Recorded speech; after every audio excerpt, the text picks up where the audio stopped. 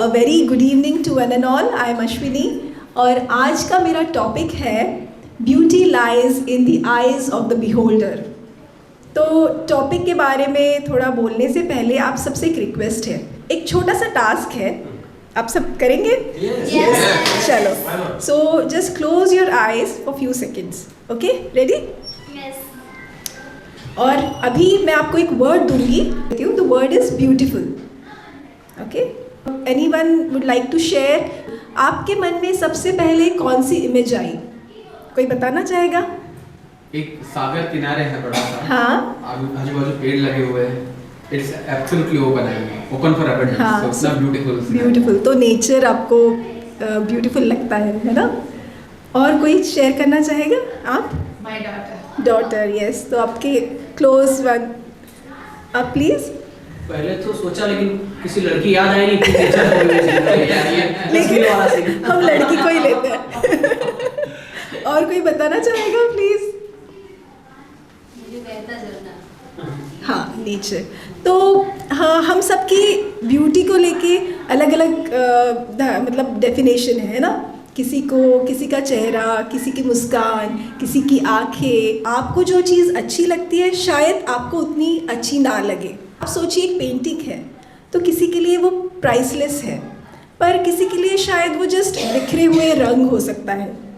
एक musical composition जिसे सुन के किसी के पैर थिरकने लगते हैं, पर किसी और के लिए शायद वो एक बैकग्राउंड नॉइज़ है। वैसे ही कैक्टस किसी के लिए रफ है तो किसी के लिए डेजर्ट की शान है। एक माउंटेन जो पत्थरों से भरा पड़ा है, वहाँ पर भी कोई ट्रैकर उसकी ब्यूटी को महसूस कर सकता है, जो किसी और को शायद बोरिंग, लोनली लगे। तो आर्ट हो, म्यूज़िक हो या फिर नेचर हो, हर चीज़ को देखने का अपना एक अलग नज़रिया होता है। चाइनीज़ फिलोसोफर कॉन्फ्यूशियस ने भी कहा है, everything has beauty but not everyone sees it. तो इस टॉपिक पर आगे बढ़ने से पहले मैं आपको छोटी सी स्टोरी सुनाना चाहती हूँ। ये स्टोरी एक रशियन फोक टेल है। तो यूक्रेन के गांव में वारिया नाम की एक लड़की रहती थी और वो अपनी माँ के साथ रोज़ खेतों में जाती। माँ खेतों में काम करती और वारिया वहाँ खेलते रहती। एक दिन फसल की कटाई हो रही थी। वारिया मतलब उसकी माँ काम में बिजी थी तो वारिया खेलने लग गई। थोड़ी देर खेलने के बाद वो थक गई और वहीं पे उसकी आँख लग गई। जब वो उठी तो आसपास अपनी माँ को नहीं देखा और फिर वो परेशान हो गई। इधर उधर भागती रही, मम्मी मम्मी चिल्लाती रही। उसका रोना सुनकर वहाँ कुछ लोग काम कर रहे थे, वो उसके पास आए और उससे पूछने लगे, अलग अलग सवाल पूछने लगे। तुम्हारी माँ का नाम क्या है, कैसी दिखती है, क्या कपड़े पहने हैं? तो इन सब सवालों का वारिया के पास कोई जवाब नहीं था। लेकिन कोई भी उससे कुछ पूछता तो बस वो एक ही चीज़ बोलती। वो बोलती, my mother is the most beautiful women in this world. जब लोगों ने सुना कि उसकी मम्मी सबसे सुंदर है तो वो बोले, अच्छा अब तो बहुत इजी हो गया इसकी मम्मी को ढूंढने के लिए।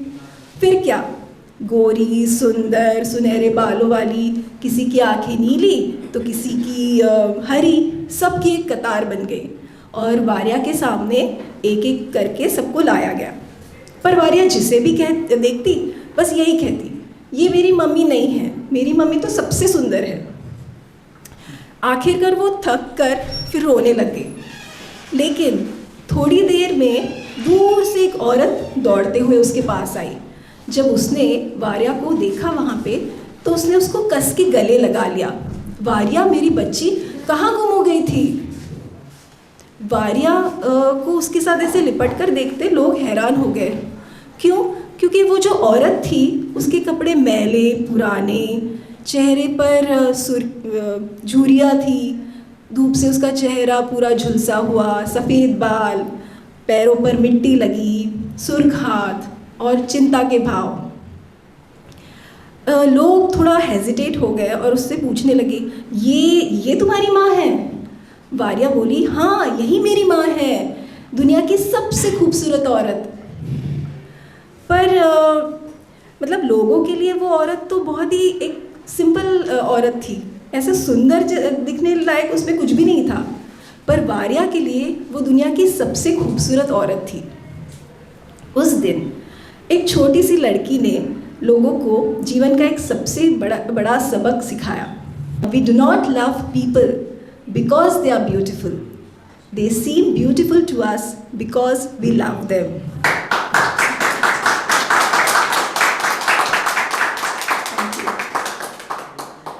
हम जब किसी से सच्चा प्यार करते हैं ना, तो उसे देखने का हमारा तरीका ही बदल जाता है।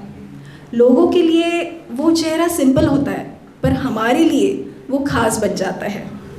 कुछ ऐसा ही प्यार था लैला के लिए मजनू का। लैला दिखने में लोगों के लिए लैला दिखने में सीधी सादी साधारण सी लड़की थी।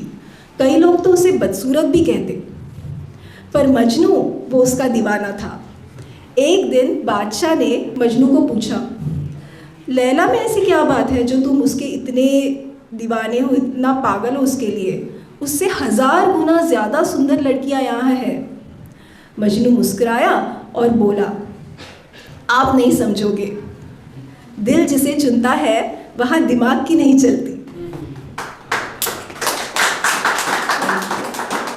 मेरी लैला की खूबसूरती देखने के लिए आपको मजनू की आंखों से देखना होगा। अच्छा, तो क्या रियल ब्यूटी सिर्फ परफेक्ट दिखने में है? शायद नहीं। इसीलिए अमेरिकन ऑथर एलिस वॉकर भी यही कहती है, in nature nothing is perfect and everything is perfect. Trees can be contorted, bent in weird ways, and they are still beautiful.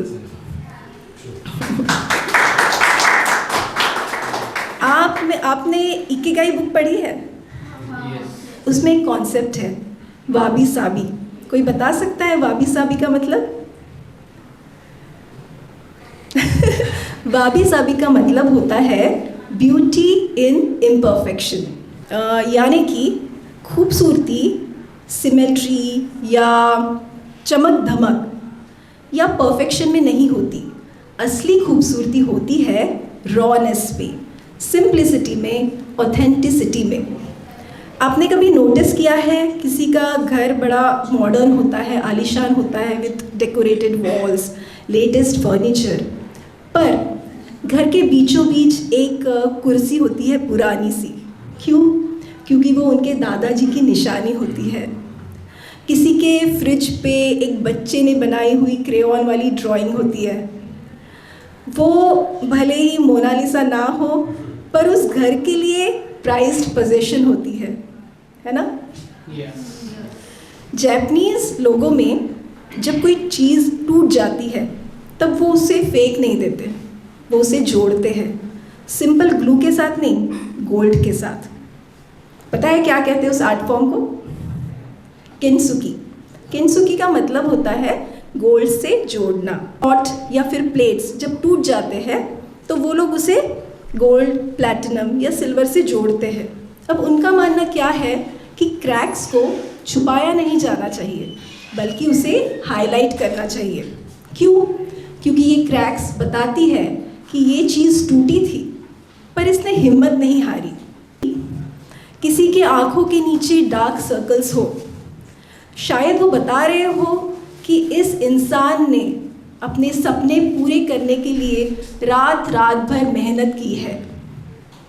किसी पे चोट की निशान हो, वो चोट नहीं होती, वो बताती है मैं गिरा, मुझे चोट लगी, लेकिन मैंने हिम्मत नहीं हारी, मैं फिर से उठा और मैं अपने पैरों पर खड़ा हुआ। किसी की स्माइल परफेक्ट ना हो, टेढ़ी मेढ़ी हो, एक दांत मिसिंग हो, पर वो मुस्कान रियल होती है। शेप मॉडल जैसा ना हो, फेस पे रिंकल्स हो, पर एक कहानी बताती है मदरहुड की। कभी मदरहुड, कभी स्ट्रगल की। अच्छा, लोगों की छोड़ो, आजकल तो सोशल मीडिया के ज़माने में हम खुद की कमियां निकालकर दूसरों को हमसे ज़्यादा खूबसूरत मानकर खुद ही डिमोटिवेट हो जाते हैं, है ना? पर असली ज़िंदगी बिना फिल्टर की होती है। सो जाते जाते आप सबसे यही कहना चाहूँगी, stay unfiltered, and most importantly, stay real. That was my time.